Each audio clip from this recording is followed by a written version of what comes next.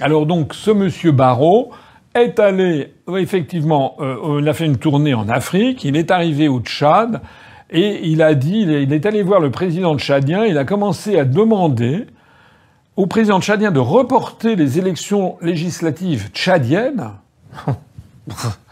Il a 60 ans de retard. Enfin, l'Afrique de 2024, c'est pas l'Afrique de Jacques Foccart dans les années 60.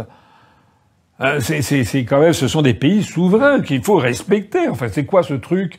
C'est exactement la même chose que d'aller dire aux Roumains, vous allez casser cette élection. Mais qu'est-ce que c'est que cette mentalité? Et en plus, ça se donne des airs de grands démocrates. Donc il est allé voir le président tchadien en disant « il faut reporter les élections législatives parce qu'elles ne sont pas assez inclusives », a-t-il dit. Probablement qu'il aurait voulu qu'il y ait dans les listes des, je sais pas quoi, des trucs woke, LGBT, un transgenre, des choses comme ça. Enfin, ça ne nous concerne pas, ça ne concerne pas la France. 2, c'est vraiment, mais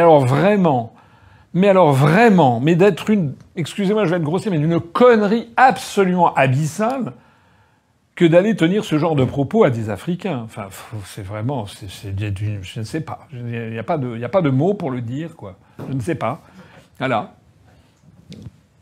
Ça me fait penser, c'était Barack Obama quand il avait fait une tournée comme ça en Afrique pour promouvoir le mariage gay.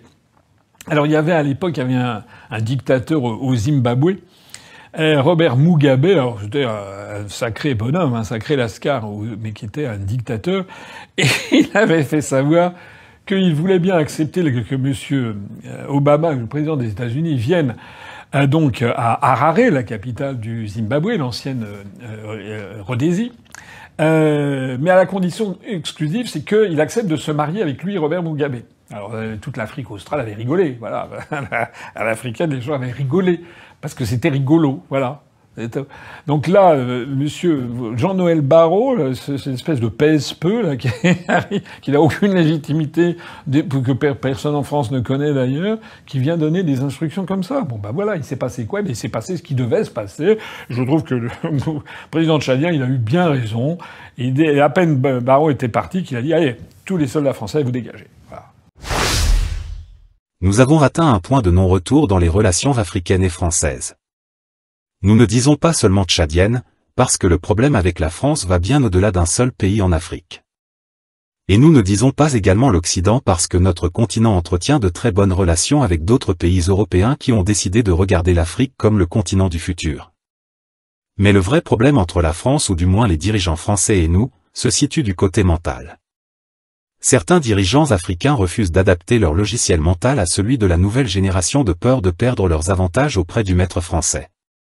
Et pour cela ils sont prêts à tout pour maintenir leur peuple dans un logiciel encore plus vieux que leurs arrière-parents. Résultat, l'Afrique a du mal à décoller, à avancer afin de se libérer de ses chaînes mentales pour réaliser enfin le miracle tant attendu dont tout le continent espère voir se réaliser de leur vivant. Et de l'autre côté de la rive, chez nos amis les Français, c'est encore grave. Les nostalgiques de l'époque coloniale refusent de s'adapter au nouveau monde qui se dessine devant eux, croyant dur comme fer que la chance leur sourira un jour et qu'ils renverseront la situation en leur faveur. Et ils restent là à cogner dans le mur du futur tout en empêchant les autres de s'adapter à la nouvelle réalité qui a été comme de la nivaquine pour certains pays qui ont perdu leur colonie. Du côté de la population française, s'adapter à cette nouvelle vie n'est pas du tout facile quand vous avez vécu dans le luxe et l'abondance. Nourri et blanchi pendant des siècles au compte et à la sueur du travail des autres, revenir brusquement à un autre mode de vie, voire précaire, n'est pas chose aisée. Si certains dans cette population française ont accepté leur nouvelle vie, ce n'est pas le cas pour beaucoup qui gardent instinctivement cette croyance d'être supérieurs quand ils croisent des Africains. L'orgueil et la vanité leur a couvert les yeux à tel point qu'ils n'ont pas vu se dessiner devant eux ce nouveau monde. Habitués à la vie facile, voilà maintenant qu'il faut payer pour tout avant d'être servi, sinon, plus d'électricité, plus de gaz, plus d'argent dans les porte-monnaies. Et parler d'égal à égal avec les Africains, c'est se rabaisser pour les dirigeants français. Alors ils continuent à brandir des accords datant du temps colonial pour faire pression sur les dirigeants africains. Et quand cela ne marche pas, ils cherchent à faire des coups d'État par-ci par-là dans l'espoir de changer quelque chose. Et pendant ce temps, l'Afrique et d'autres pays partenaires d'Europe s'orientent vers le futur sous de nouvelles bases propres et saines dans un respect mutuel. Voilà, c'est tout pour cette vidéo. Que vous voulez ou non, ou que cela vous plaise ou non, nous faisons partie du jeu. Soit nous serons assis à cette table du Nouveau Monde lors du partage du gâteau, soit nous serons le gâteau qui sera partagé par les occupants de cette nouvelle table. Et c'est suite à ces belles phrases que nous vous remercions pour votre attention.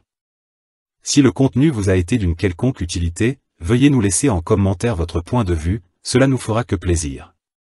Merci encore à toutes et à tous pour votre fidélité et nous vous disons à très bientôt pour une nouvelle vidéo.